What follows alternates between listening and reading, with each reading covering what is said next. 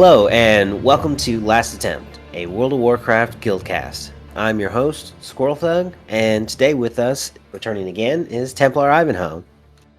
What up, Yins? Today we've got a lot of news to cover, and then we're going to go over some of our experiences in the latest raids, Dreamrift and the Voidspire.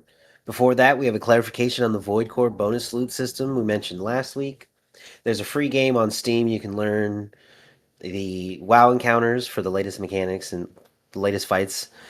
The mechanics are annotated with dynamic notes and a codex to help understand the mechanics. More secrets from the secret finding Discord that focus on an item named Odd Sight Focus have been found.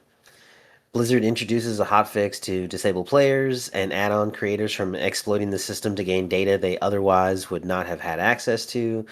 After some more news, we cover our guild's progress through the new raids this week. So, wanted to go around and ask what you've been up to this last week. Besides, I mean, we all know we were in the raid this last week, but outside of that, anything else in WoW? Um, Still kind of just focusing on getting back gold. The good news is I'm about 100,000 away from the start of the expansion, um, uh, where I had to dump all the gold for all the different various professions. Other than that, in WoW, just doing the delves, trying to get some gear. Finally got some boots, so I got purple gear on every slot. Finally, took a long time, but yeah. Other than that, sort of outside of raid, which is what I'm going to do today, is do a little more work on the computer. Going to swap out a CPU for a new one, and use the old one for a like a media server project eventually. But yeah, just hanging out and getting the dailies and all that other stuff done. Nice. That sounds great. Like, I like the idea for a media server. That sounds like a good way to get keep all of your shows and stuff. You know, especially when these places like Netflix will just take a show off the air and they'll give you like 30 days notice so you can just binge it before it's gone. I much rather like the idea of keeping all the stuff that you own. You know.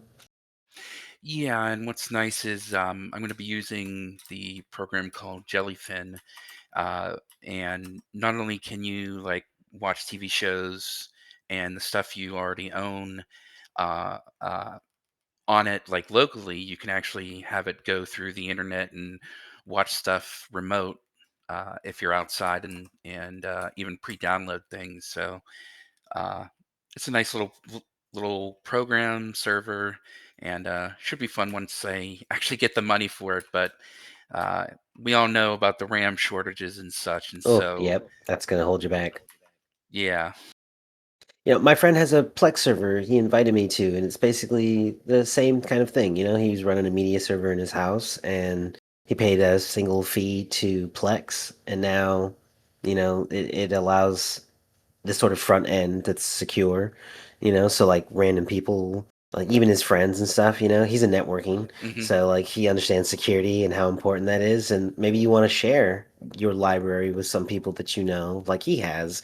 You know, this allows some other service to get I guess you can get a login and such, right? And so it's safe and Hmm. secure and connected, and there's no worry about security on either end. So that's pretty cool. I like that idea.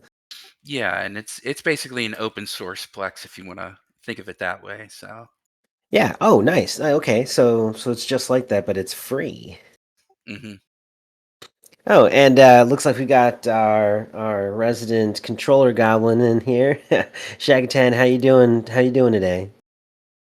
Hey, yeah, I didn't know we were recording this early. I was watering my plants.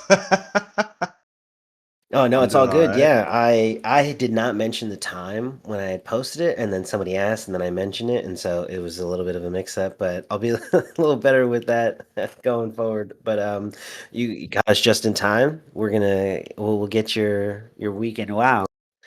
So what have you been up to this week? Um, I have been raiding with the guild and I did some M0s, not every day though, because I was too tired after work because I was working some 11-hour days, which is crazy. And then I did some PvP with Dan the man Gleesack. Um, Arenas? and we just some battlegrounds so we could uh get some honor gear and stuff like that. And we did some of the weeklies and whatnot. But I think he might want to do some arenas and stuff. I was having a blast actually last night. And just me and him, man. Me, we as a duo, dude, we're just pumping. If we got a healer behind us, game over. Say less, brother. Dude, I usually go hang out with Nacho Party to level up my PvP gear. It's a really good way to gather up a bunch of honor and even conquest as the loot like the PvP cache drops in every single zone. Mm-hmm. It's on a timer. There's a guy who basically democratized PvP in that way, like open world PvP, because you can now get a group together and with a few very specific steps that you have to know about, you can set up this sort of cyclical system where you run through each of the zones grabbing the cache on a timer, like a Oh, set timer. okay. So it's All really right. nice, and it's like a 40-man raid that you have, and you just fly zone to zone with all these people. And a lot of times there's just a lot of alliance in the zone, or there's another raid that's doing the same thing, because the add-on, and it's great. Mm, It's wonderful to open world PvP. Even if I have to fight for the cash, even if I lost the cash, it's fun. Like it's not just mindless gathering of resources. Because sometimes if you do it late at night, it will be. But yeah. midday groups that you see in the custom group finder, um, dude, it's a blast. It's so much fun.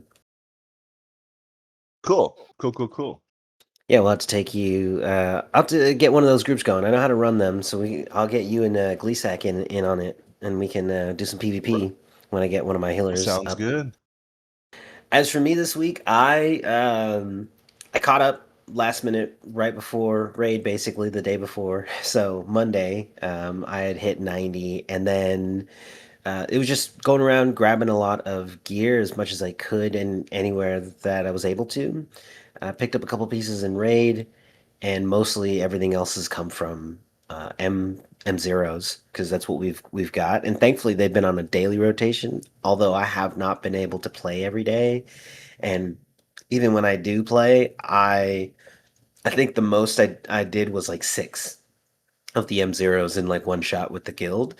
And when I pug or we did them in the other day, like after raid, I was only able to do like two. I was just so tired. Yeah, doing the world tours can be a little bit hard on time wise. Just doing one to one back to back.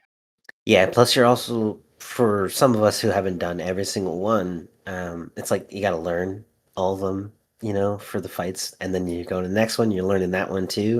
And if you're already tired, Right. like you're gonna be exhausted. All right, so I want to get to our recruitment for the guild. We are still looking for people. It'd be great to get some healers. After running raid this week, we've seen kind of where we have our like open spots. We could definitely use some more DPS. A really good raid healer would be fantastic. And I don't think that we have. I think we have an evoker and a shaman and a paladin.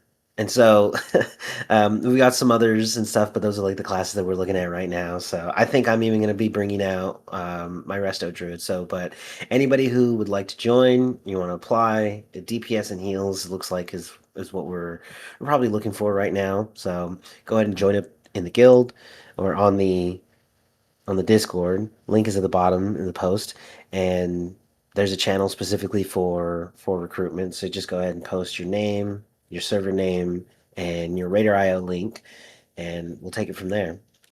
Okay, so for the first news item this week, I wanted to go over a bit on the bonus loot system that we had covered last week. I was honestly mistaken. I had thought that this was within the news for the current retail patch, but this was actually bundled with news for 12.0.5. Along with that patch coming up pretty soon, I believe it's in May. Uh, we're also getting Demon Hunters, a customization for being able to change their eyes. So Demon Hunter's been asking for this for a while, and a lot of players are pretty excited about it. I even heard one of our guildmates talking about it the other day in raid, and so I know this is something that a lot of people are looking forward to. But for the bonus loot system that's also coming in that patch, we are currently building the Void Forge right now in the Void Storm with the Dominar Decimus, who, if you've gone through the storyline, you would have helped in a number of ways. And then also, he was part of that whole storyline hook with um, Lothraxian kind of betraying us, right? And so, continuing that storyline, you're able to help him assemble a forge and basically doing weekly stuff for him and going back there and checking up on it. When 12.0.5 releases, you will be able to activate that system that you've been working on. And it's basically this sort of cadence that Blizzard has gone with, where they present the scaffolding for a system in a preliminary patch, and then the subsequent patch or a patch or two later, you will get the initialization of that system. So I believe they did it with Catalyst charges in Shadowlands and in Dragonflight, and this is sort of doing the same thing. When it comes to the initialization of this Void Forge, you are going to be able to buy the Void Cores, up to two of them each week. And we don't know. I don't know if they've really nailed anything down on if there's going to be catch up mechanics, but most likely, in the same way the Catalyst charges have worked, it will be the same way. You'll just accrue the cap that you can fill up. But after purchasing them each week, when you roll in a Mythic Plus or in a raid, the roll is just for you as a player. No one else is included. And when you roll, you will spend in raid 2 void cores, in Mythic Plus 1 void core, and you will get a piece of loot. The piece of loot that you're rolling on is from a small table relevant to your spec and your class. So it's very, very specific to you. If you were to look into the dungeon journal and look and filter it by your spec and class, you will see exactly what your loot table looks like. And then you can probably manually track which ones you've already taken off that loot table. There are usually not more than 4 or 5 items on any one of these tables. So, with the way the system works, in about 4 weeks to 5 weeks time for a given raid boss, you will guaranteed get an item that you want. So if it's your best in slot, in a month or so, you will guaranteed get that slot, get that best in slot for that slot. What I would also suggest is when this comes out, to keep in mind, or really any gearing upgrades now, if you get something like that and it's just going to give you a sword or something else that the boss drops, and even if it's not something that's good for you, or you have something better, you should still, if it has a higher item level, you should still equip it, because then all the upgrades beneath that for any of the other tracks will be free. So this is coming in the next patch that we're getting. How do you feel about the Void Core system compared to previous bonus roll mechanics? I believe they've had some in the past. Um, this one's spending Void Cores to guarantee you a drop. What do you guys think about that in the approach? I think we discussed this a little bit last week, but I think it's still very good, especially considering we're not having to spend, say, 3 weeks getting the tokens for uh, whatever slot you wanted or whatever item. And there's going to be a lot less confusion, especially with the whole mythic versus normal versus heroic gear that you could spend a token on. And so I'm very happy with that, and also happy that you're going to get the ability to get, either two from M zeros or one from raid. I think that helps balance it out. and it just, like Squirrelthug said, it was a little confusing on the fact that it was coming in the future, and I think it was one of those things where a lot of us may have gotten confused on that. So, um, especially because they did announce 1205. I think it was even before the pre or not the pre-patch, the pre-release, the early release. So I think that made it a little more confusing as well. But sort of say la vie on that. Yeah, I believe the 12.0.5 patch hit the PTR like a week into launch. That sounds about right. So Mm-hmm. yeah, we were all expecting it, and they were already adding all these kinds of changes, especially with the changes with uh, class changes. Excuse me, with class changes and such. Yeah, there's a lot of class changes and such. But I think a bigger part of the confusion comes from the fact that we're currently working on building the Void Forge right now. We've seen the quest for it. We've talked to Decimus about it.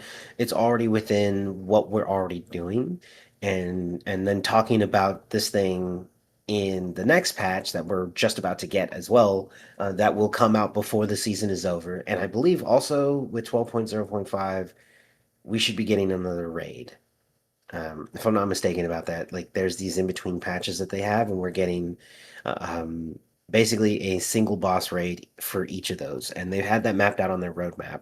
But right now, we're already working towards a Void Forge. We're building it. We're talking to him about it. We're doing weeklies for it. So I think that added a little bit to the confusion. But I did want to just clarify that here, because we did talk about it quite a bit, and there was a little bit of confusion about how you're going to get loot last week when we were going over it. But I've clarified in red, and the blue post specifies that when you spend those void cores, you will get the piece of loot, and the loot that you're getting is from a table that's specific to your class and spec.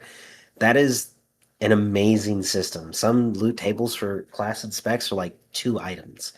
So like 2 weeks, it's going to take some effort, and there's probably going to be guides that are going to be out there that tell you, for whoever you are, what are, just go down the list of if you've already got it or not, and a priority list of which ones to go to first. And that might have something to do with how big the pool is, where you're going to be getting it from. Does it cost two void cores, or does it cost one void core? So there's going to be a lot of nerds out there mathing, and I think you guys should definitely pay attention to the guides when they come out. For sure. I think it's a pretty cool system for those people that just have bad RNG sometimes, the RNG monster gets us all. So uh it's nice. I fully welcome it. It'll just take a bit to get to it. It looks like, with opening the void core, but yeah, I'm looking forward to it. All right, on to our next item. Got some news. There was a post on Wowhead that talked about this. There's a game on Steam called Vellum, and it's sort of like a roguelike, right? And the creator of that game basically whipped up this second version of it that's totally free. So if you look up Vellum, Vellum on Steam, you'll see both of those games, and you'll see Vellum Raid Night Study Hall. That one is free, doesn't cost anything, and I think it's really amusing. They named the encounters things that just sort of sound like the name, but are really just a joke. One of the raid names is named Starch for Quail Ganache, and I love that the creator here has a sense of humor. Would either of you like to use a tool like Vellum to prep for raid night, or do you think most players just learn by wiping and watching a video? Back in the day, this was back in, I think it was introduced in Shadowlands. There was, what is it? Pineapple. Uh, I forget what it was. Something like Pineapple Raids, and basically it was a web game that you could essentially do the same thing that Vellum did, except it was rather rudimentary. It was a 2D plane, so you could just move your little pineapple around the arena. And I would say it presented a little bit of help, but with something like Vellum, where it's full 3D and it's actually taken into account everything that the bosses are doing, taking a look at the trailer and everything, I actually think that's pretty cool. At the same time, I also kind of like, and I'm sure a lot of people like the idea of going in not exactly blind per se, but being able to experience it a little more. So I think it's a good way to help, but at the same time, I think videos like, assuming they're available, like Ready Check Pools videos, can be more helpful. But I admit that I haven't taken a look at the Vellum study hall whenever it came out. So, but I do think it's a good option and a good way to help prepare. Personally, I have kind of thought that Blizzard should put something like this in game for a while. I've been when I'm just going through raiding, especially this last expansion in the War Within, and now this expansion. It just sort of makes sense to me with all the stuff they put in WoW, that having the raid lead have the ability to stop time and move time backwards and then kind of just run everything in the combat log back, or pick sections of the fight and just run that section. There's certain mechanics that players will get down and will just have it. It's very solid. And then the mechanics that transition from phase one to phase two will be really tricky. And then phase two is just sort of a repeat of phase one, but with like one extra mechanic, which is very manageable because we've done so well in phase one. It's just the transition, right? And so always thought it'd be really cool to have where we're not actually in raid, maybe in a player housing situation or a guild housing kind of thing. You're able to just pick this one spot in the raid, in the mechanics, and then it loops. And no matter what you do, when you get through it or you don't, it just loops all the way back to the beginning and it starts over, and then the raid just runs it again. No downtime, no resing, no eating, none of that stuff. Just right back in the mechanics. I don't know if like Blizzard thinks that that would be too helpful, or but I just feel like that's exactly what players are doing, but with a lot more friction, which is natural, right? That's like how World First does it. That's how everybody does it. Um, maybe and then maybe time gated. Maybe this tool isn't available until halfway through the season or something, right? Like it's a catch up mechanic, or maybe it's people who want to do Mythic, but they're like a little bit hesitant. So it could be interesting for that. I like that Vellum did this, and I'm more than certain that it's on Blizzard's radar, and I hope that they think about bringing something like this in the game. I see it as right. If they do incorporate it, it's got to be something that's time gated. It's got to be, like you said, halfway through the season. Just because I think you know, race to world first, the mythic, the wiping, right? Getting your hands dirty is part of the experience, right? So man, I find it hard for them that they would bring it in as a system into the game in the form that Vellum is. I think it's a cool tool that maybe we could push towards certain players that definitely need um you know uh I don't want to single anyone out, but sometimes you got players that really need to understand and get used to the mechanic over and over, and it would definitely help those people, especially in mythic rating scenario, just to kind of get the muscle memory down of the fight. um, I like it. I don't think we'll require it as a guild, but I think we could definitely use it as a tool.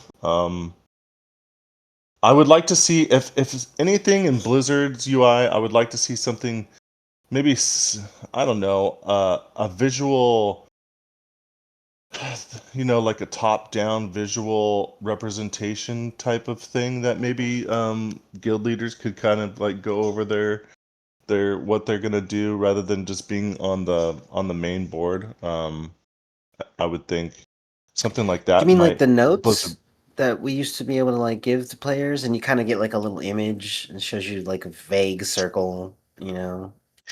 Yeah, something like that, but maybe has like the Warcraft logs, like like there's the real time, like you can watch like people moving around. It'd be neat to if if uh if let's say Oh, you to know animate the encounter, and then like so we right, or maybe you could just go watch it with your guild like leads.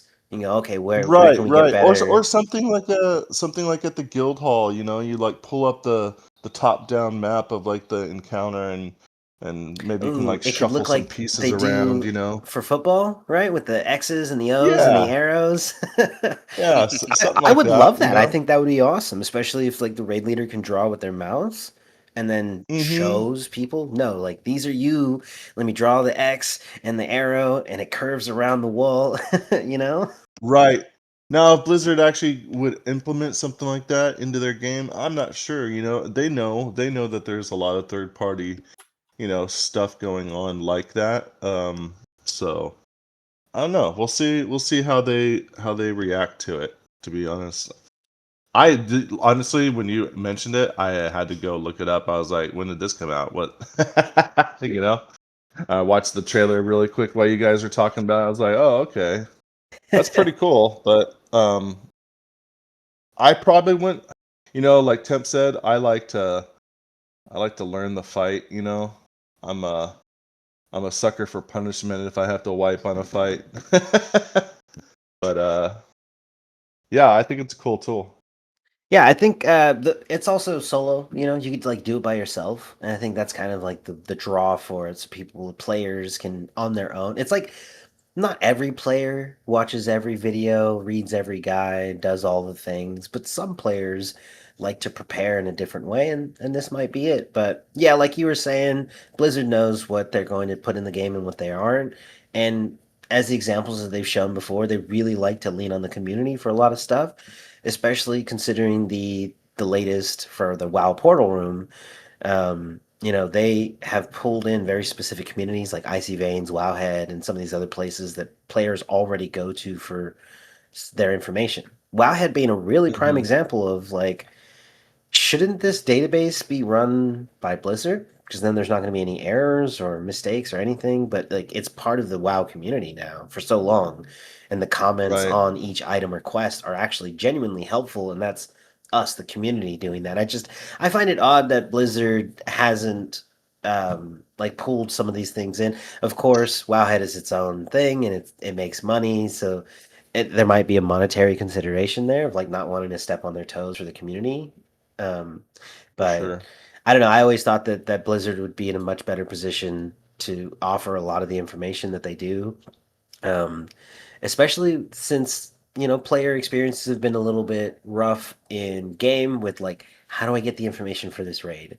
How do I understand the fights? We have the dungeon journal and the maps and stuff, and those are great, but I guess these WoW sites kind of bridge the gap, and I sort of wish that Blizzard would be doing the bridging and not some third party, because sometimes they're late to the game, or they get misinformation or things happen, and Blizzard executives will announce something or talk about something, and it's all speculation, and it's just things that are wrong. So I don't know. It's interesting, but on the topic of the WoW portal room, Holly actually recently put out that she's going to do a Q&A for the community.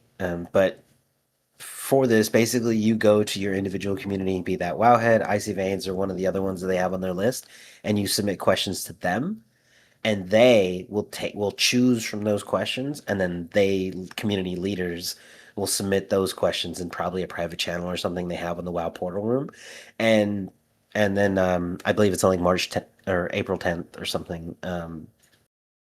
It's March 30th at 10 a.m. So that's when she'll be in there hosting an exclusive Q&A. and it's going to be in that Discord too. So I imagine she's going to jump into one of the voice channels. I'm interested on how that's going to go because I don't know that Discord can actually support that many voices. But You mean April 10th?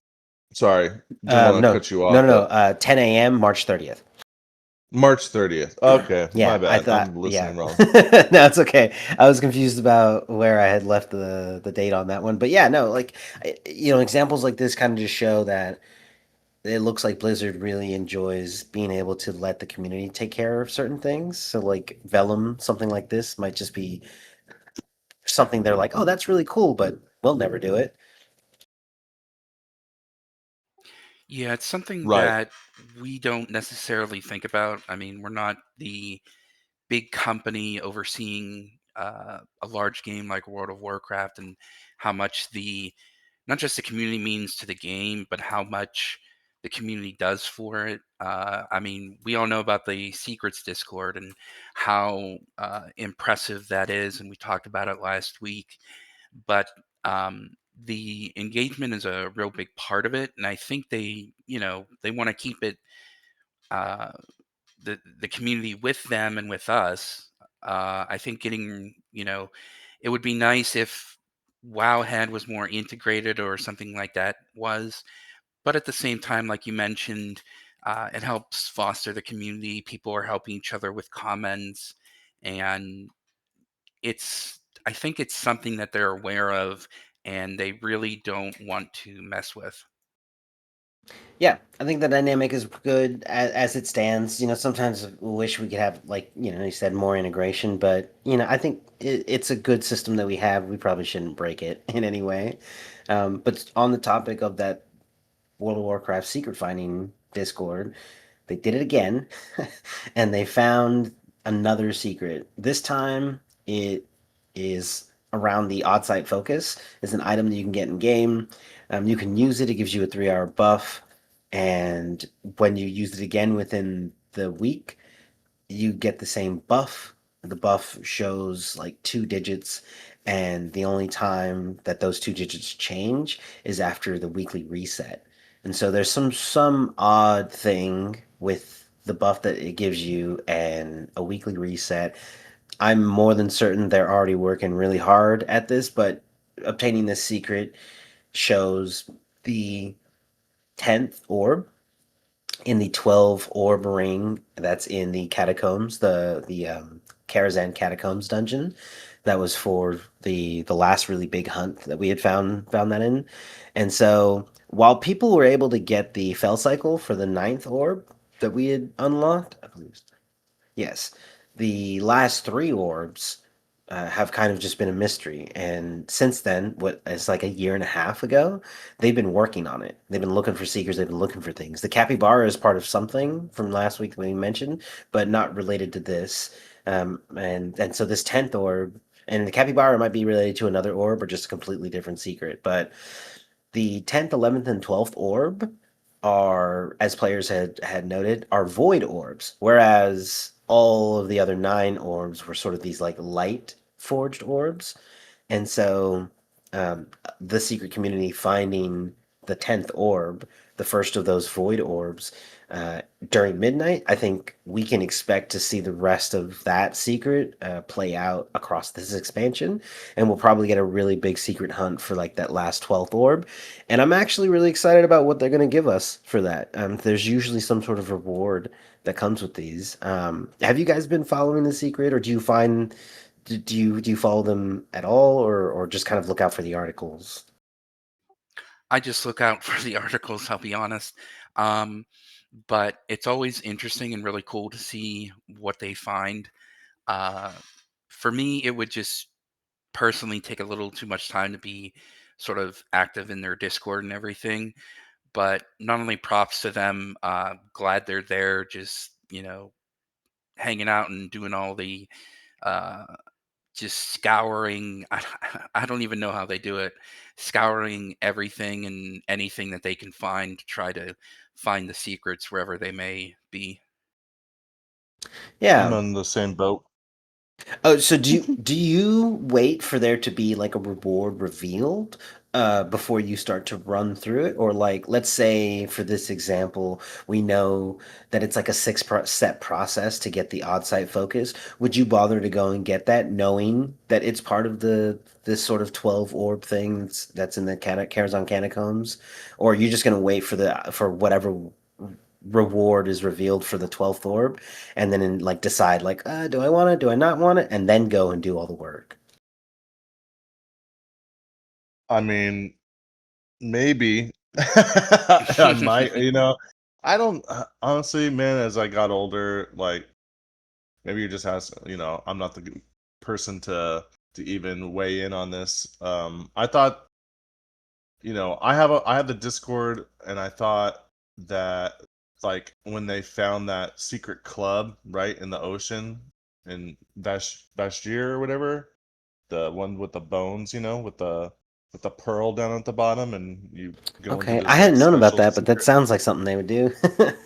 That's Yeah, there's a oh yeah, secret it's really finding hard to get to club. because you like die, right? Like if because you're out in the Yeah, you have to really like finesse your way down in hmm. underwater, and you're like almost your breathing is like almost gone, and fatigue. You have to like fight both of them. And Crazy. apparently those bones had been there for like, several expansions, but they just added this pearl thing down in that area. And now you go into this club, right? It's a secret finding club that you're like being a part of now, right? It's like this, um, you're like in an instance. And if several people are in there, then you can talk to people that are in that instance.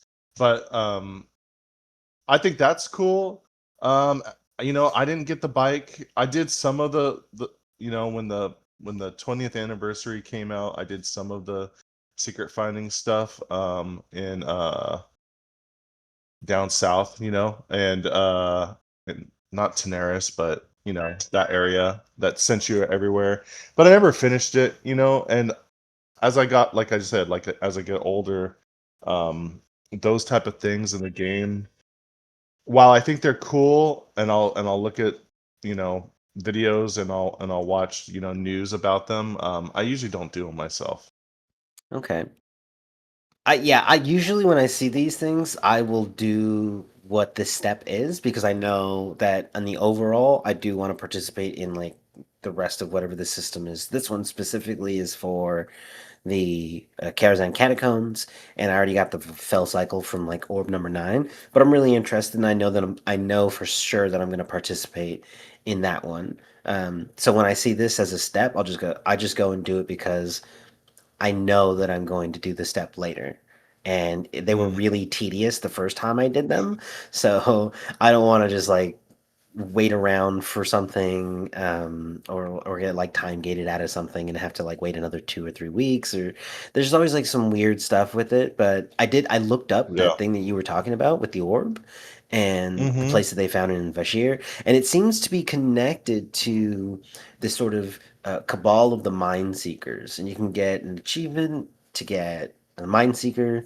You join the secretive cabal of the mind seekers, and Mm-hmm. this is, I believe they have another thing for this.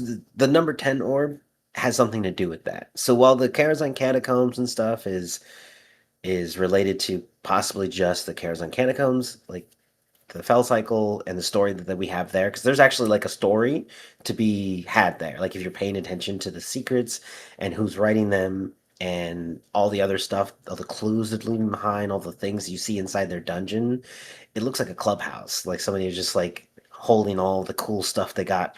Basically, all of our player housing, it looks like somebody got a dungeon and did the same thing with it.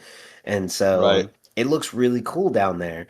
But this 10th one, not only is it part of this system, it has something to do with the Mind Seekers and joining the cabal of the Mind Seekers. So that is also interesting to me. So I think I'm gonna, You might have to be tagged, for to yes, actually continue on. there are different things, like there's a lot of cool stuff in the game, and I don't know that I'm gonna hunt for one, but like I like to be up to date with the secrets, so I try to follow the Discord and check it Yeah, every now and I then. definitely watch. Mm-hmm. On our next news item, we have some news to players reporting bans associated with a recent knowledge point exploit. Before season one of Midnight, some players noticed that as long as they kept their vendor window open, they could continuously purchase the Knowledge Point book from renowned vendors. However, it is now being reported that players who took part in this exploit have been banned, beginning with the Hmm. release of season one.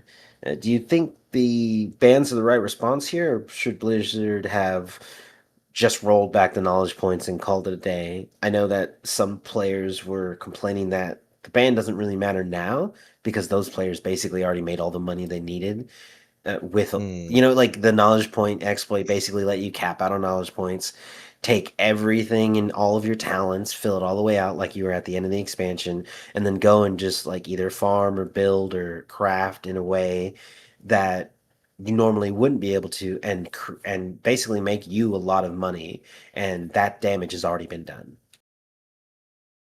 Right. I mean, a temporary ban for people that know that they did it, I don't think is a bad idea. I don't know, trying to roll back the characters maybe would have been better. So they actually had to like push themselves to get up to that skill level. I don't know how hard that, how many players it was, how hard it is for Oh, they them to did roll roll it back all back. those characters. So Oh, they they they did they roll all it back, got rolled back. It's just that a lot of the and they community got banned. and they got a 7-day ban. Yeah. But the community was complaining that the benefits and the bonuses they got from that exploit far outweigh a ban this late, right? Like it almost Oh, seems that Blizzard waited till the launch of season one to do the ban, as opposed to mm, just getting on it right away and like banning those players and getting the news out that you can't do this. I mean, you know, that's like Blizz can't win in that argument. It's Yeah. like they gotta. I think what they did is justifiable. Well, even if it was late, you know, it's at least it stopped, right? They could have just let it go. They could have just let it go. So it's like at least they stopped it. Yeah. Um, and give a slap on the wrist for those players. Having a week ban. Depending on what you're doing as that player, not just running auction house type stuff, I think could it's be. I think the fact that the week ban came at the beginning of season one makes the week more impactful. Like it's not just 7 days, it's the first 7 days of the season. And if you're the kind Right. of player that's doing this and like these things matter, like I think that is I feel like the timing for that, like that added impact, is good. I think Blizzard made a good move on that. But I do sort of see it from the community's perspective of like maybe them not considering how bad a ban first week of season one would be. And then just saying like, oh well, they already made all the money, And I just think there had to have been a discussion in Blizzard HQ about this, right? Like, okay, what do we do? Do we ban them now? It's like somebody's like, hey, we should ban them first week of season one. It's like, okay, well, we can stop the exploit now, which they did. So people weren't just getting the exploit the whole time. Like they had stopped it. It's just that the rollback and the ban, I believe, happened at the beginning of season one. So it's Yeah. the gap in time between the rollback and such and the ban, because I think the rollback was also associated with like automating the ban, right? So they couldn't just separate them. Right, right. And I'm sure they had to kind of go over some of the character data to make sure that there might have been people that accidentally did it and maybe they didn't go the full points, right? They didn't go for Yeah, the maybe there full was like a Monty threshold. like that. Like you had to Mhm. do it a lot, like because it could have. Yeah, that I could see some players. I would be absolutely confused. Like, am I allowed to buy more than one of these? Like, can I use a second one? Does that even work? Like, maybe it doesn't. Right. Sometimes it doesn't. And you don't know until you try. And then so I think yeah, maybe there's a threshold, but I don't know who got banned or what the threshold was that for. Um, Right. but but yeah, I sort of understand why the rollback of the points and the punishment for that came together when thinking about how many players they had to automate this for. Um, Yeah, for sure. so I don't think that it was a bad idea to do it at the beginning of season one. I think that's an No. appropriate ban for those people who were doing that Oh exploit. yeah, for sure. Yeah, the only issue is that, like you mentioned, it did do damage to the WoW economy for the auction house. I think that should have been. I guess they can't really do much with it, but at the very least, maybe take it into consideration a little more.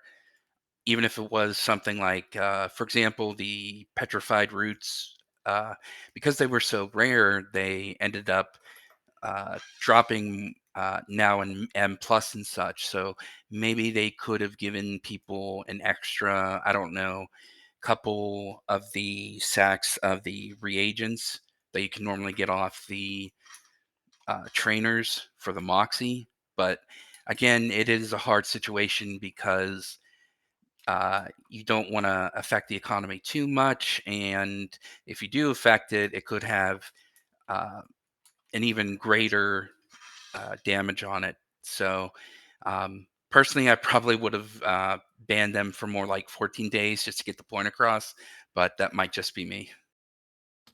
Uh, yeah. So speaking of exploits, we have a hotfix that came in very recently. Raid buffs can no longer be removed mid combat. Player cast long term raid buffs can no longer be cancelled while the player is in combat. These include Mark of the Wild, Arcane Intellect, Battle Shout, Power Word Fortitude, Sky Fury, Source of Magic, Symbiotic Relationship, and Blessing of the Bronze. Canceling the buff, then reapplying, triggers a state update mid fight. This exploit allowed players to read state from the encounter for things they should not have been able to see, and this allowed add ons to track enough values to infer mechanics.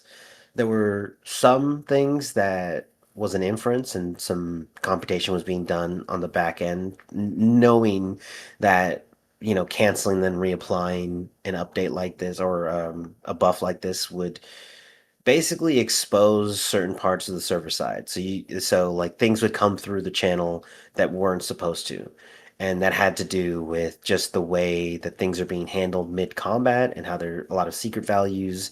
And we also have private auras, so there are things that Blizzard is still combating this actively. I think DBM is probably not an issue for them, but there are, I think, even a lot more add-on developers now kind of taking a crack at this, and they're building a castle that they're trying to maintain security on while having a literal horde of of Geeks, exploiters dude. trying to get in there.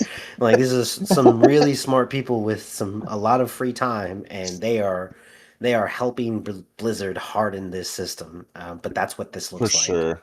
So, Yeah. how do you guys feel about them? Developers finding creative workarounds like this. Do you find it I impressive, or mean, do you think it's just an asshole yeah, move? bound to happen, you know. It's like, geeks are geeks, bro, and especially programming geeks, find some loopholes, find some weirdness, and from our point of view, from a player's point of view, like you said, it's helping Blizzard build a castle. Now people might find an exploit for a week or something, but as soon as the cat is out of the bag or something, then and Blizzard knows about it, it's gonna get squashed. Because like we as raiders, I don't care about taking off Mark of the Wild while I'm in a fight, right? Like it's it doesn't like it's not gonna hurt the players to do that, and just that now I'm bet you anything Blizzard is probably scouring all the stuff that like now they're thinking even more about those calls, and what might get exposed at a certain point in time. So um, I don't know. I think it's funny, and it's just like white hats, or Yeah, white hat basically. hackers or something that are just like finding little things. Even the black hats are helping, because those exploits don't stay Right. good forever. They can see what people are doing, in these logs. Hmm. Right. Yeah, I'm the same way as Shaq. It's it's a geeks game around here, so these things are bound to happen. So moving on to our next news item, we have a new Twitch drop starting on March 26th. So I believe that's what the middle of next week, right? Well, it's not even on a raid patch day. Hmm. And at 3 p.m., all the way until April 23rd at 3 p.m. And it's another, I think these are like supposed to be sort of stuffy Murloc, and they call them gurgles. So this one's a cuddly void gurgle, and we've gotten, I think, two or three others of these in the last several months. So if you've been keeping up with Twitch drops, this is a nice little addition to that. I believe this is just a housing decor item. Um, so it's not like a pet or anything, but sometimes we do get pets. Do you guys like that they're dropping a lot of decor items in the Twitch drops now? Oh yeah, definitely. Especially because it is not costing us really any money. They do have occasionally, like they did with the uh, seal in a little uh, Alaskan or mukluk hat. Oh, you had to Um, buy a subscription, right? yeah, yeah. But luckily for something like the gurgle, those ones are completely free. You just have to watch 4 hours, of a supported Twitch channel. Those ones are, A plus on that, and it helps expose WoW to people who may not necessarily watch. So I'm all for that. Yep, and the streamers as well. Maybe even new streamers that they'd never watched before. I think that's cool. I Yeah. at the beginning of the War Within, I found a couple streamers that I still follow now because there was an item offered, and all I had to do was hand out subscriptions. And after I was subscribed to, I think it was like two or three channels, I just figured I was like, well, if I paid a subscription for this, I'm gonna watch. Like I never really watched Twitch before, so I just decided that every week or a couple times a week I would get on Twitch and I'd pull up a browser, and while I was playing WoW, I would just kind of bring them up and check them out. And the one of them I really liked, and I ended up joining their guild and such. And it was a really cool way to get into the WoW community, like in the terms of like playing with other players, because I was a solo player up until that point, and that was basically my path into rating, guild rating, like all this stuff. Like WoW, I think we said it on this podcast before, is a community driven game, and it is indistinguishable playing with other players and playing by yourself. I love that we have solo play available, and it's really good for those players, but if you are a player who plays solo and nothing else, please consider joining one of any community, joining any guild, even ours, and just playing with other players. It's a blast. It's a lot of fun. Yeah, and a lot of things we don't really, I think players don't necessarily talk about is just the camaraderie and, we all love taking Strams Gold. I think we can all agree on that with the gambling. Yeah, the Um, gambling's great. yeah, even though I personally don't participate in it, it's still a lot of fun. And the environment that I always like is, we're all having fun. We're all uh, can joke around with each other, but whenever we need to get serious, we get serious. I think Lumathar is a good example of that. Whenever that fight was around, so yeah, it's not even like you're missing half of the game. It's sort of you're missing about 90% of the game if you're just playing solo. Which is crazy because you have access to all the content of the game by yourself.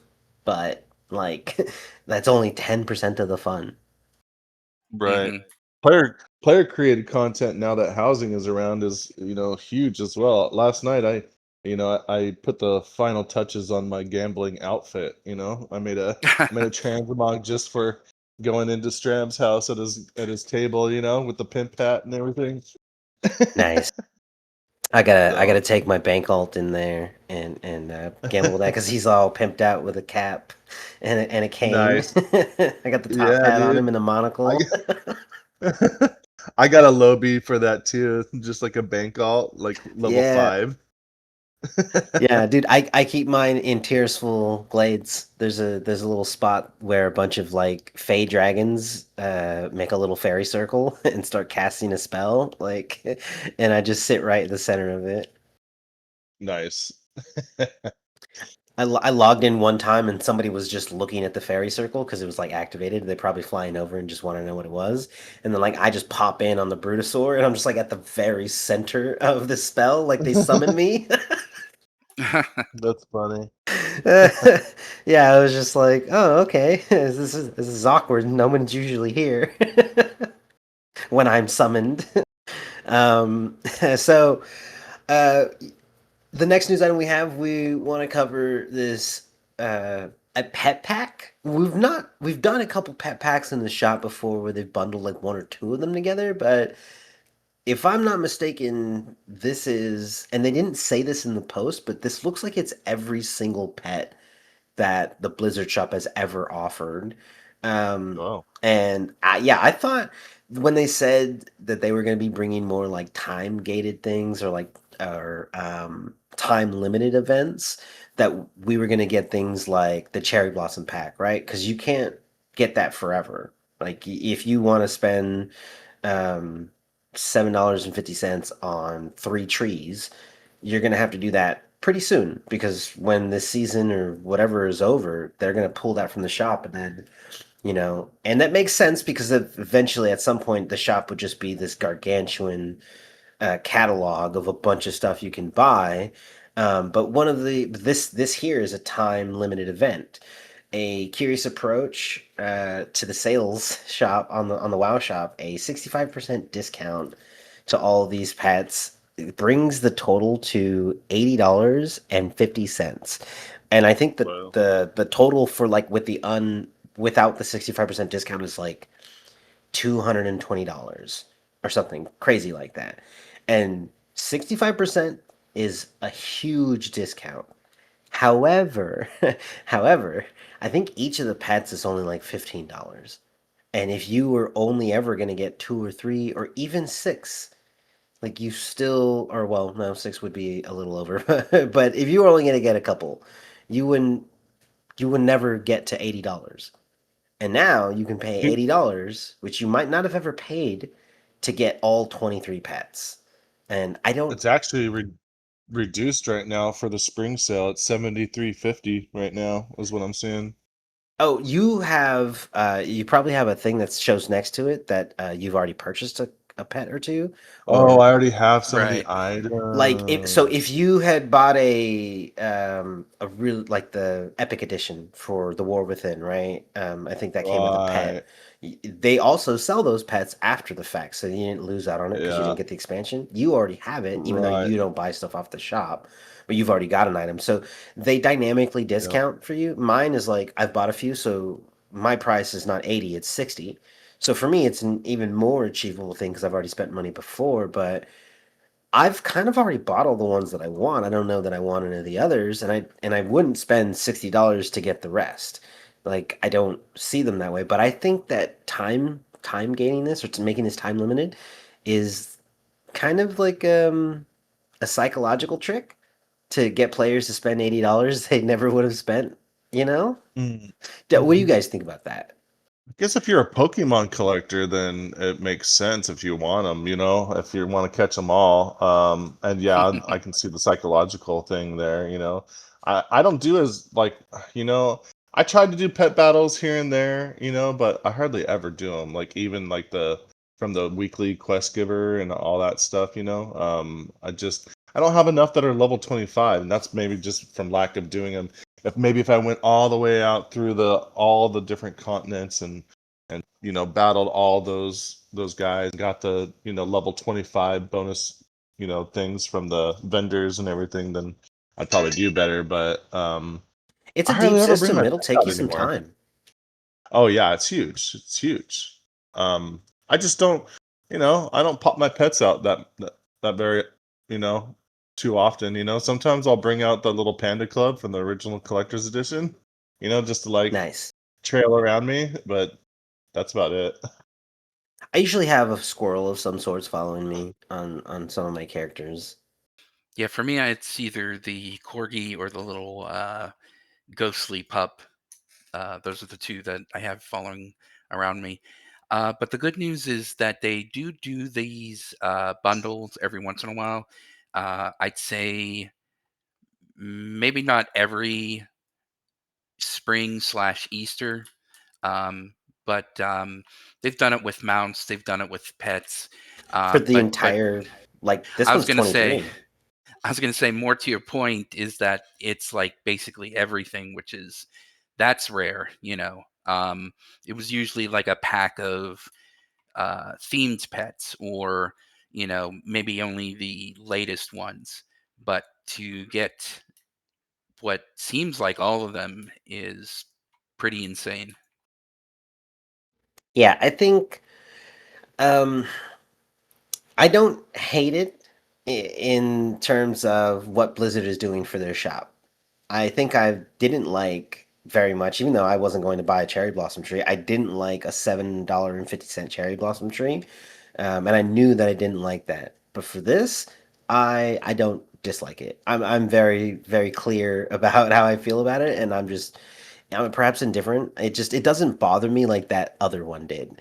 So if they do more stuff like this, okay, that's fine, and you can find other creative ways to like do things with the shop. I think we're starting to see, Microsoft kind of like play with the edges of this box and see where it's at, and if they are able to like maybe redefine some of it, I think that the WoW community is tuned in and really watching, so they can't mess up like that again. Because Right.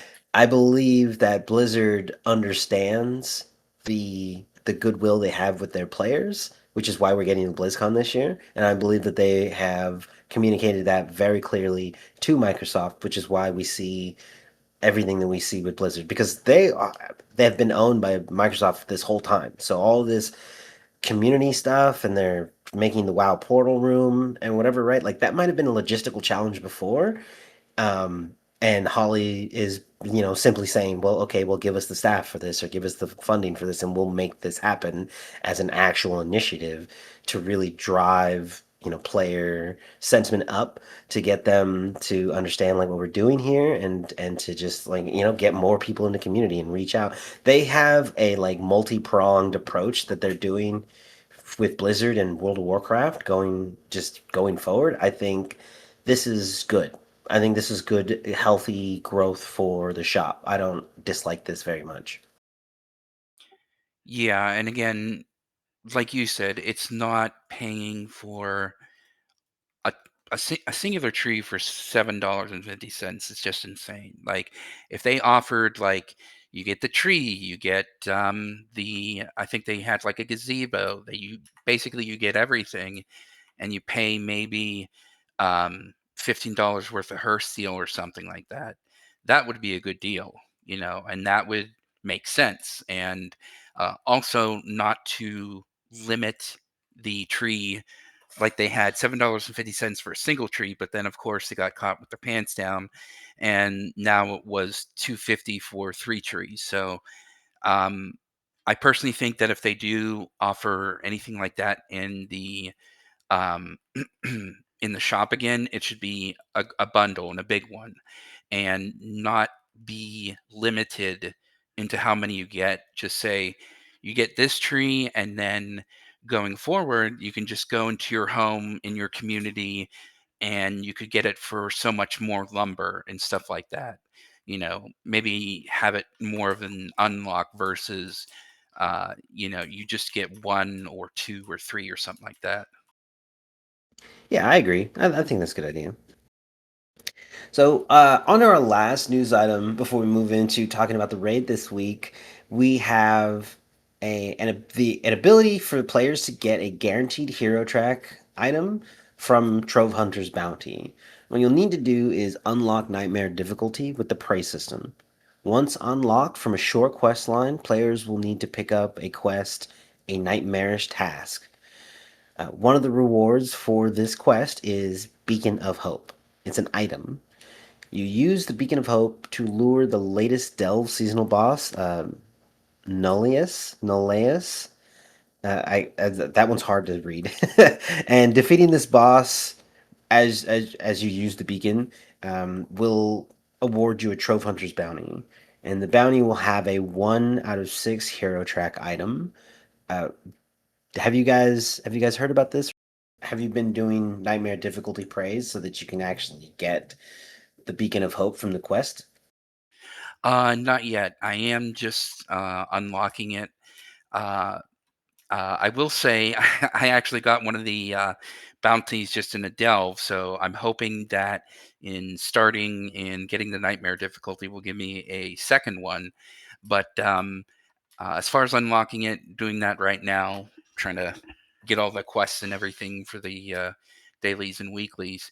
But I'm just I don't know how to put into words. It's just again the expansion seems like we're getting a lot of things we've been needing for a long time, whether it's delves, not only being more interesting, but giving better gear. We have the prey system, which also gives us currently on hard difficulty, at least two champion pieces, and we're getting the bonus loot rolls. We're also getting, like we mentioned, the thing from Demesius that'll give us the increased power to our weapons and trinkets. I'm just really just having a ball where I always have something to do. I mean, even right now, as we're doing the podcast, I'm just going around gathering all sorts of lumber in order to make housing decor to sell in the auction house. So, um, you know, it's just really fun, and I think the prey system is also a lot of fun too. Just going to the different zones and hunting down the enemies and all that. Yeah, I've not gotten started with the praise system. I have. I started the quest and I have yet to go talk to the NPC down at the docks. He's got another assignment or Eritor. something. Eritor. And was it Eritor? Yeah, Eritor. He's the prey guy. He's named the Oh no, same. I think you might be thinking Oh, wait. because there's a point where you have to speak with Lorthermar down by the docks for the delve or for Valyria. So I'm wondering if that's what you might be thinking of. Oh, man, what's his name? It's really close. It's almost the same. It's almost the same It's name. Astalor. He's just he just looks like a Astalor. blood elf. But he's the NPC. He's Sorry about pretty that. close to You're good. Eritor. Okay. You know, Yeah. So, have you done the nightmare things? I mean, have you gotten that reward from the quest? I have. Oh, nice. The nightmare is I like the my only quip with the nightmare mode is that I don't want to spoiler alert, close your ears. You basically you swear like a blood oath to Astalor, and while you're out on your nightmare missions, he screams at you. That's my only quip with it, and he's like, "Kill Huh. for me," and it just happens quite a bit, and it gets really I don't like it personally. It's repetitive. He says the same And 3 things. yeah, I'm kind of hoping that they tone that down, or maybe give the user like allow it to, because when you go into nightmare mode, if you're not constantly actively doing the thing, you actually get debuffs. You have a you have like a you have a thing that will chase you, like a mirror image of yourself or something that will chase you, and you have to like paralyze it, or subdue it, like just with like a any CC will do it. And if you don't kill within a certain time, he places a debuff on you. He yells at you and places a debuff on you. It's just man, it happens so frequently, and it's almost like I want to turn the audio off while I'm doing the nightmare modes, because I like the praise system and the layer that it adds, like, to doing everything else that you're doing in the zone. It's just that little bit right there. I don't mind the debuffs and stuff like that. It's just his audio cues get really annoying. I saw a blue post about some hot fixes recently. I don't know that it was Astalor, but they did mention a NPC, and when they talked about it, like the hot fix for that NPC was that they use or their voice lines are like less often, or they use like this one voice line less often. So it is something that they're paying attention to. So I'm sure that if like maybe you make a bug report, you know, and it gets sent up, Yeah. and they're just like, oh, you know what? Maybe that is a little too often. You know, especially when you want to engage with the system, you know, every time you play. Right. It's just so aggressive, bro, you know? It's like yeah. He's like screaming at you. Maybe they could just do it like they do the rest of the game, where it's not a voice line, it's a whisper. You know, it's like just a 2 character whisper from him. It's like okay, cool, because I can Right. read or not read my chat log. You know, it's not like some crazy voice line. Because sometimes the voice lines pull you out of like the immersion of the game. I think there was there was a Harneer that was like the only Harneer that was willing to help me and Arwena in some situation, and all the other ones were like really not understanding, and she was like, no, it's okay, like I'm totally understanding because of like these reasons. And it's like, oh, okay, that's reasonable. All right. And I end the conversation and just accept the quest, right? So the window closes, and there's always sometimes NPCs will have like an automated bark for initializing combat or conversation, and you know, ending it. And the bark she used was like, now get out of here, or like, or something very rude that was very typical for other Haranir, but like not this NPC. Like, if ever there's an NPC that you don't put those damn voice lines on, it's gonna be this one. She's like, out of all of them, her and Arwena are the only ones that like me, so like, why would she be mean to me right now? It was weird. But you know, I didn't submit a bug report, but I know that there's certain things like that do get around to them, and they're like, oh, okay, let's fix it. Right, right.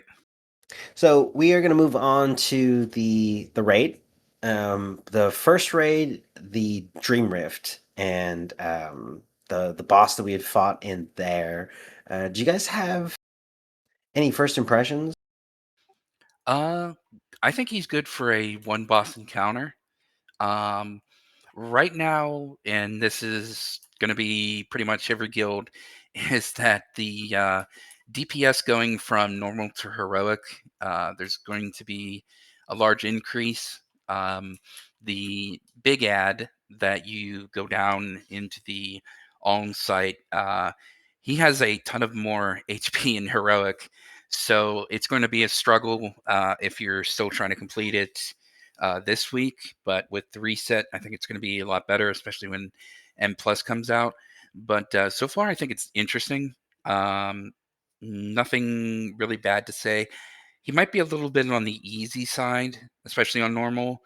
Um, there's not too many mechanics, but at the same time, it's a one boss encounter, and he's kind of a bit of a loot pinata. So I think it's good. The community is treating this as a deceptively hard weekly checkpoint. From Max from Liquid described the one boss raid concept as mid raid difficulty, closer to a fourth boss wall than a freebie. And Method said there are no brand new mechanics, but the in quotes overall flow feels good, and the fight stays busy without being obnoxious. And having played it, I have to agree. I think it's really interesting to split the raid. It's coordination mechanics like we've seen that they want us to be able to do. So you're setting up the raid initially before you even pull. We got a group one, group two. Everyone pays attention to what their group is, and you just kind of call out. Half the raid goes, you know, into this other phase, and I I think it's really interesting. It's really good, and yeah, like you said, when you jump into heroic, basically, it's gonna get to the point where you can't. You're still gonna be working on those smaller mobs, right? And then before the larger mob comes out, you basically have to focus the large mob and cleave the rest of the ads down, like because of so how much health that mob has, and it has to go down. So the tank is having to kite the boss away from it. It's just it gets really complicated, and it's like a DPS check there, especially for heroic for us. I can definitely see him, or what they're talking about, it being sort of a mid-boss difficulty. I can definitely see him in Mythic, uh, becoming a pretty much a real large wall. But so far, I think it's also a good example of the way they are putting raids now that we don't have weak auras. More about coordination, less about constantly trying to, uh, I don't know, be like a chicken with its head cut off. How you feeling about the mechanics on this being melee, Shaq? I think it's great. I think those, when the small ads, you know, they drop the gold circles, the AoE, the pits or the fire, so to speak, right on the ground that you don't want to stand in.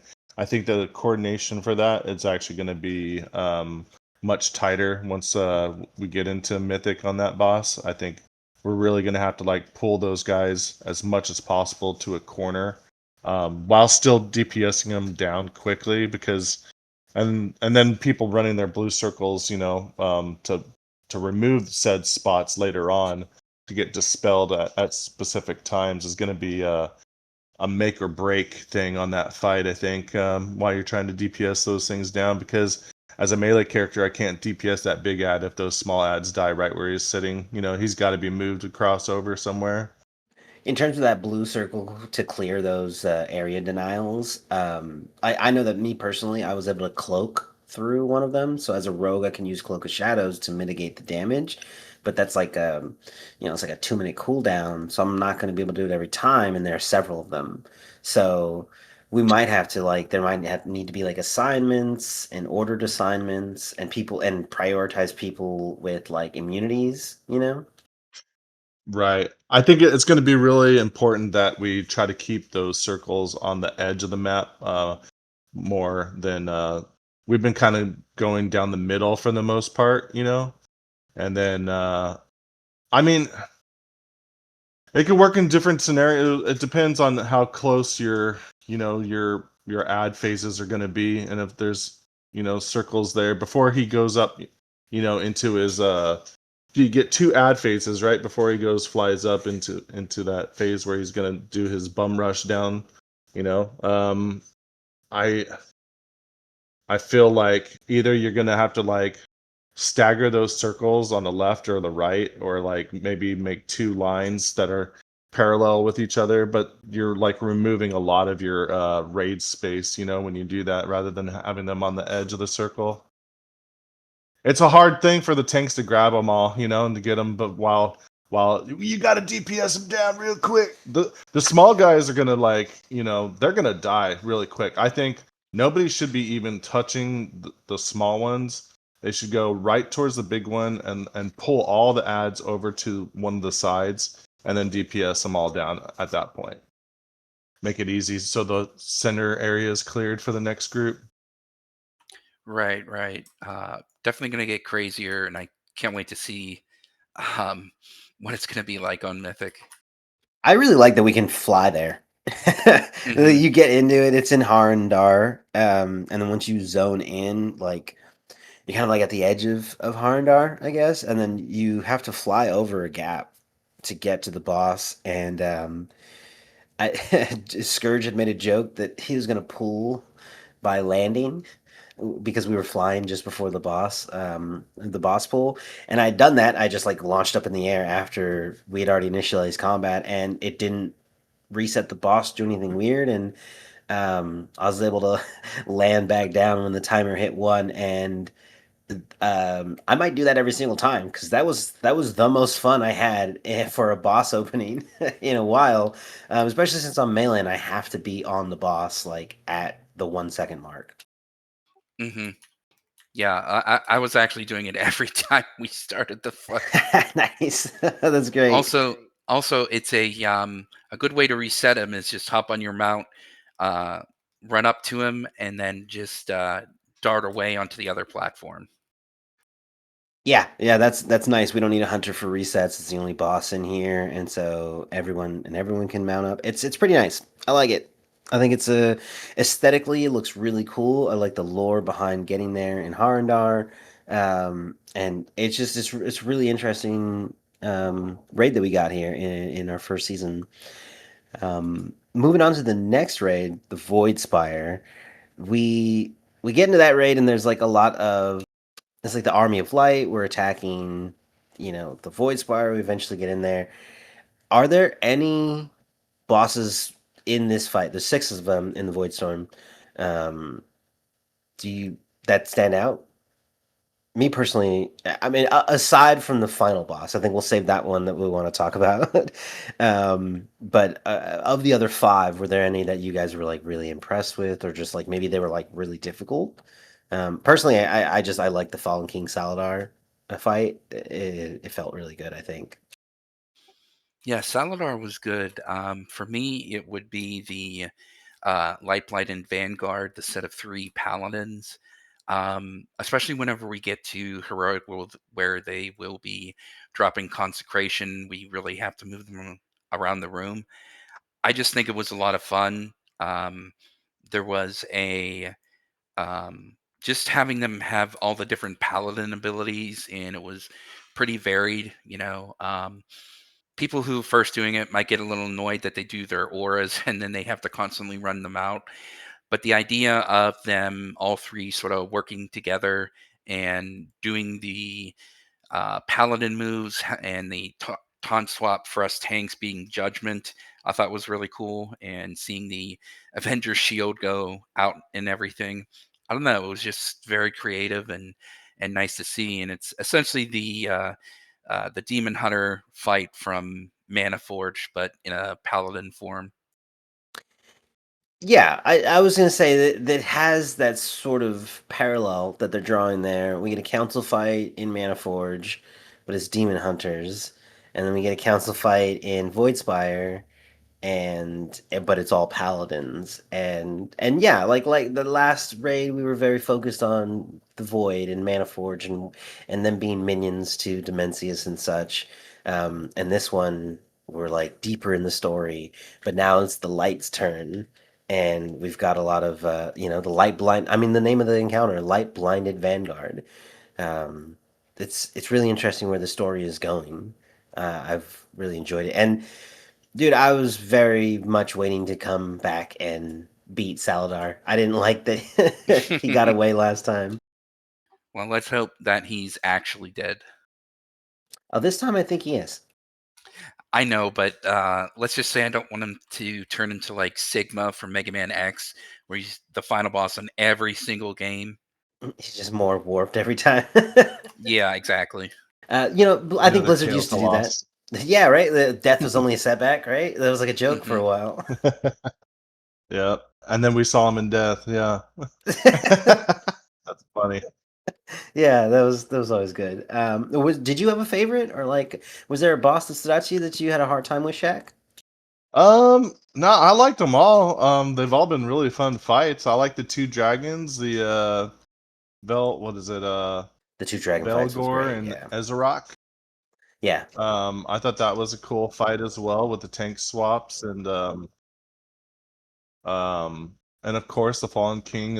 I knew we were gonna see him. I didn't know if we were gonna see him this soon, but first raid, there he is. Um and I also did like the Paladin fight. I think it's a nice switch up, Um and I don't know. I've been having fun in all the fights. I think they've all been fairly well balanced. At least in normal modes. We haven't really. We'll see what happens this next week going into heroic. I'm sure people are going to be a little bit more geared with the M pluses going on. But it'll be fun to see how much more difficult these encounters really are. yeah. I think normal's been pretty good run so far, and most of what has been really holding us back has been like mechanics. It's really just getting the dance down, and all this is of course going to lead into heroic. So I think next week's going to be really interesting. But um, let's talk about Crown of the Cosmos, the Illyria Windrunner fight. In the beginning, just the role play element of it, right? You make your way to the top of the Void Spire. I think you use some console or something. So you turn into this little orb and you fly all the way up. So it gives you a really cool view going all the way to the top. And it doesn't teleport you. You fly there. And this thing is deceptively tall. Like it is way taller than you expect. At the speed that you're flying, you should have already gotten to the top, but you're still going.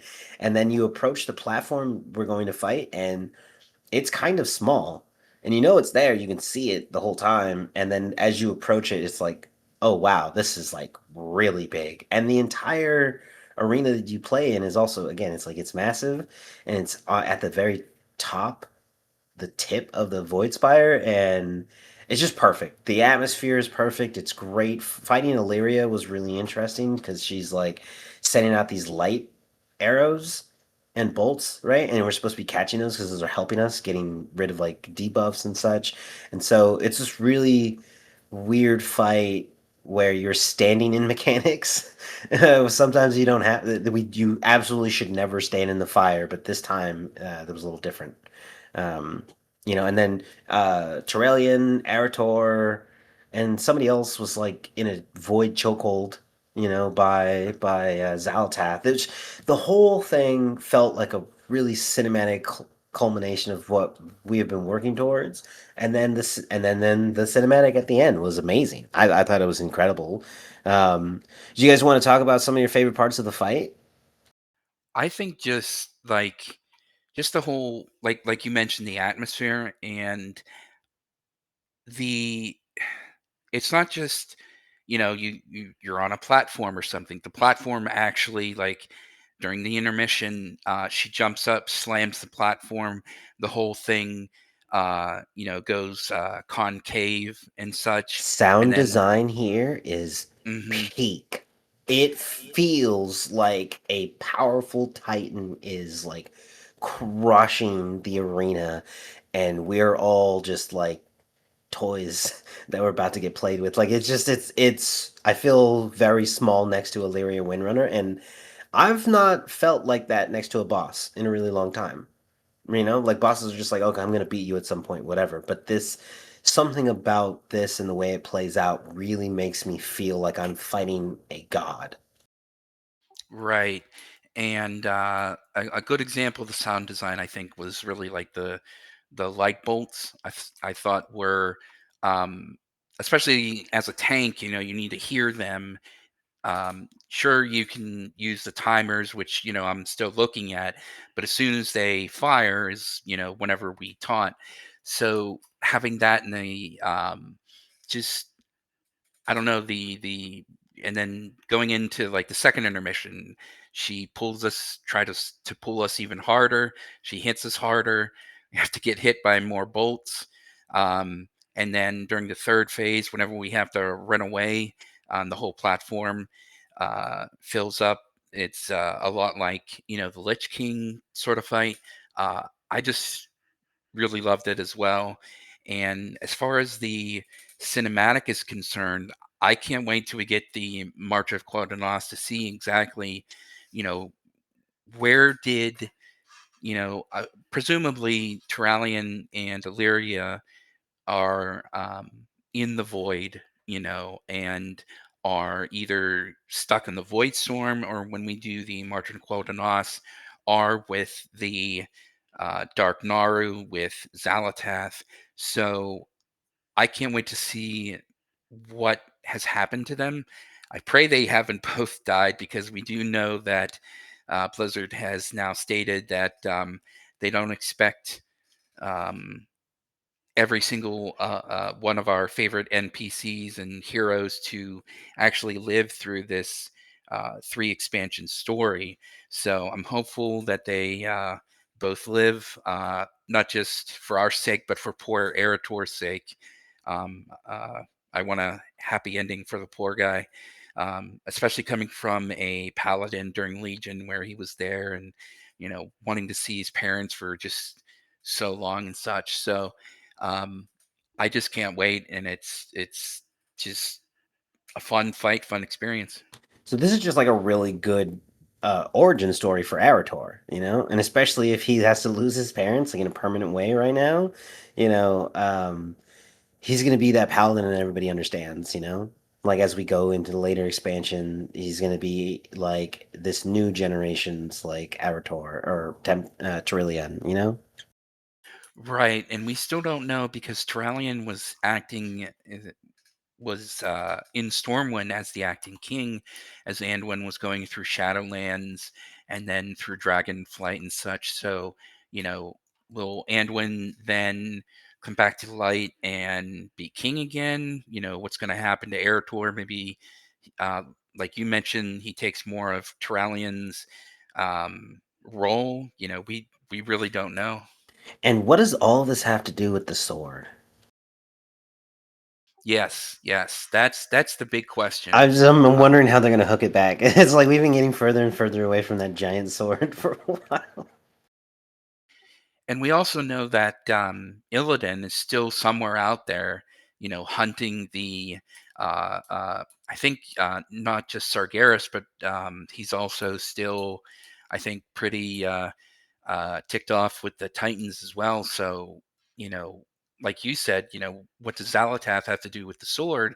And therefore, you know, are we going to see Illidan by the end of this? Probably like during the last Titan. So you know, it's just a mystery that I can't wait to see the end of. Jack, in the fight, as we're having to navigate these platforms, initially it's just a barrier that gives you a really gnarly debuff when you cross it. So, you know, it's just a line that you know not to cross until you have to. But then it's subsequent phases that cracks and there's a gap you have to hop over, and then there's like a wider gap and you have to use a feather to hop over successfully. Have you found a way to navigate this with your monk? I know monks are like high mobility, but having to jump over a pretty big chasm, I imagine's not in your toolkit. Well, well, I haven't been talking because I was not there for the kill. So, Oh, Oh, that's I right. right. worked. I worked late that night, You came like in for the 11-hour heroic day. dream rift. Yeah. Yeah, yeah. So Dang. unfortunately, like all the stuff that I know, I wish I could. I haven't seen the cinematic. I haven't seen. I don't know. Oh, whoops. My Dang. only, my only, the only thing I have to say is that Zalatath told Alaria that she was going to take everything from her. She's going to take everything that she loved from her. So, you know, um, she's definitely, I think, in the March of the Called Danos, or maybe even the boss fights after that, we're gonna see some real sad moments. Yeah, I think those moments are going to come, because right now we don't like we didn't get to see any of that play out, and I don't believe Zaltath would let Torellian and Illyria just fall to their deaths. Like, she has the Void Storm, and the place that she's at with the Dominars, like it's pretty clear if you're going through the quest that like the Dominars just typically, as they function, reach into other realms and snatch people up. They have a bunch of different races that are there, and at the end of the storyline in the Voidstorm, you see that she has gotten the Dominars to snatch a Naru, and they're shoving Void into it to try to corrupt it. And even within the quest, she mentions that this Naru isn't powerful, but it'll do for whatever He wants she to use it for wants, the Sunwell, probably. which is only the next step in the plan, right? So she did get the Right. Naru from Malaria. That's like how what we find out, Yep. and she initiates her plan and does whatever, but we don't know what this is. And the ending is just instead of the light emanating from the Sunwell into the Void Storm to stop it, we now see a void, uh I get a void well, I guess, right, dropping down into the Sunwell. And I Hmm. think she actually called it a void well. So now it's flipped, and it was the heart of Laura, I believe, right, that was like initiated and reignited the Sunwell. The Sunwell is in the place that It it was the same is. one, right? Yeah, that was Hmm. in Illyria. So it's like, so there's a connection Yep. there. Oh yeah, for That maybe sure. she didn't need Laura, but it was much better if she had the Void Laura because she could just flip it to Void immediately. Um, and the reason why the Sunwell's even in that location in the first place at the Isle of Quel'Danas is because it is a focal point for many ley lines of an insane amount of planetary scale arcane energy. And so this is all about the Last Titan and the War Within, and like there's all these things that we're like hinting at and stuff. It has to do with the world soul. Even even when you go all the way back to Warcraft 3, man, Illidan just being a ding dong dude, making wells and stuff. There's a reason why he got imprisoned for 1,000 out 10,000 years. How long Yeah, they was were it? mad. Because he was messing with the wells, dude, messing with the ley lines. Which I think it will all kind of come back around, I think it's all gonna, you know, For the you, I the can't wait for full. this next week so you can experience it. Actually, you know what? Are you gonna pug it to run like a I thought normal about doing that. just to I get thought it? about doing that. I think it's too late now. I think if any pug that I get in is just gonna be, you know, it's normal. I don't know. Maybe. I think I you thought about I it. think it would be worth it to find a pug for Ilaria only. Not the whole Yeah. raid, just and I think Earlier that your only. lockout is Right. basically there, right? Yeah. Yeah. It's at that last fight. Yeah, so you could even start the raid or whatever, and then and then try and recruit some people and stuff, just so I you can see the could. last fight. It's not too hard, but it is there's coordination. You do have to get the people who like know what they're doing, and not like looking for a normal carry or something. Right. So maybe Right. not Right. worth Right. it, but if you don't do it this week, next week is gonna be a I'll see it blast. next week. Next week is gonna be a blast, dude. Yeah. It's so good. It's a good fight, and if this was season 3 last boss fight, like I would be so happy with it. Like this feels like a really good last boss fight. Hmm. So hopefully it doesn't overshadow the Laura fight because we're fighting. It's Belloran and Laura that we're gonna fight in the Sunwell, the March on Quel'Danas. So I'm Uh hoping huh. that's a fun fight. For sure. I'm just looking forward to getting that Belleran as a mount. Yeah, that's gonna be fun for a lot of players. I know we got a lot of mount collectors. I have a lot of mounts, but I don't go around collecting them. I'll definitely pass on some. Yeah, it's just such a beautiful model, I think. Definitely, definitely. I'm really glad that last summer I was able to get the Ashes of Alar. I know that some people were like upset about that, but I'm pretty sure that all the people that complain don't play the game anymore. Exactly. Okay, and so with that, that is going to wrap us up for today. We got through quite a bit, and we were able to discuss the raid a little bit. So that's really exciting. Going forward, we're going to continue these discussions on the raid and any pain points that we run into. Just trying to give you guys a heads up on perhaps how to navigate some of these fights and some of the stuff that comes with just like raiding. Right, we've got a couple weeks, well, 1 week left, right, until we get our Mythic raid tier released, and we're able to go in there. However, I think our guild probably isn't geared to do that, but we'll likely be, you know, checking it out, getting in there, and people in our guild will probably be pugging it on some level or another.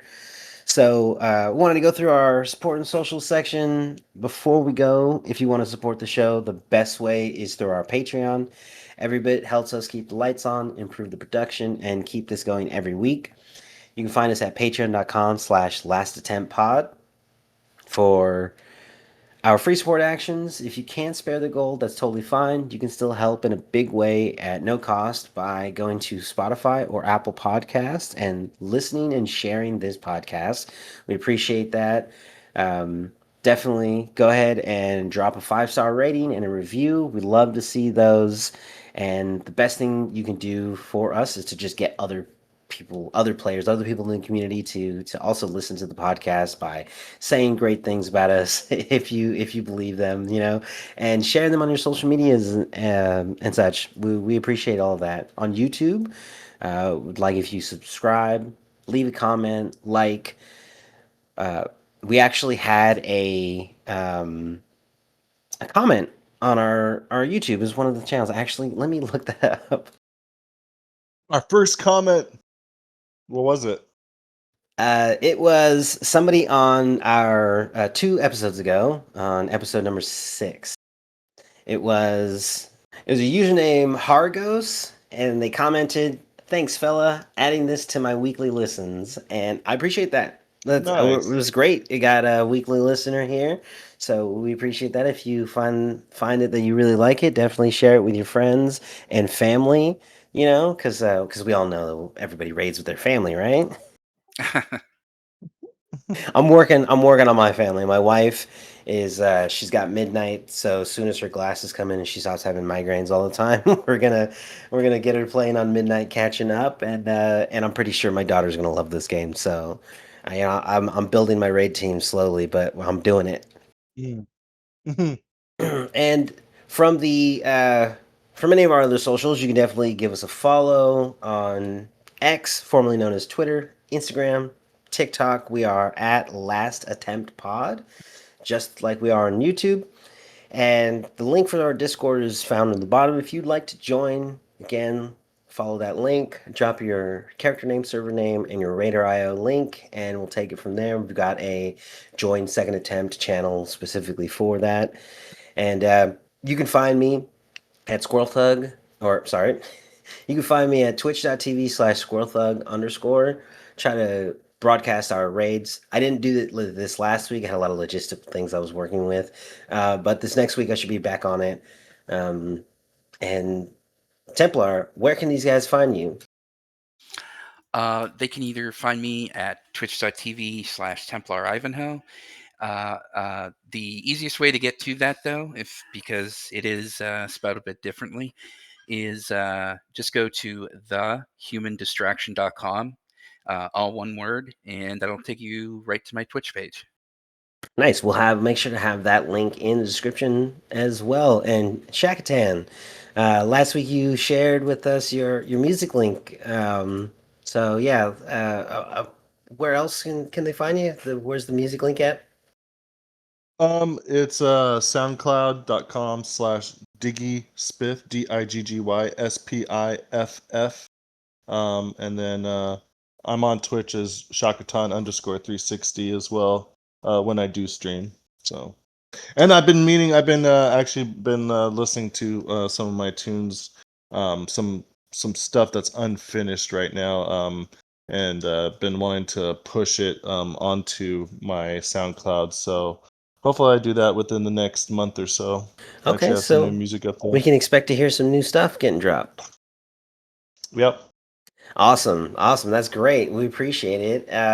Thank you guys for joining us again today, and that's it for us. Goodbye. See ya. Later.